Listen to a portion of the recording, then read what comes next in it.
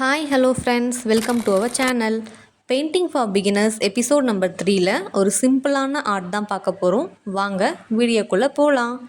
First பாட்டமில் yellow, டாப்பில் பச்சைன்னு நல்லா பிளெண்ட் பண்ணிக்கோங்க. அப்புறம் நம்ம பிளாக் கல்ப்ரிட்டை தூக்கி ஒரு கம்பம் ஒன்று வரைஞ்சிக்கோங்க.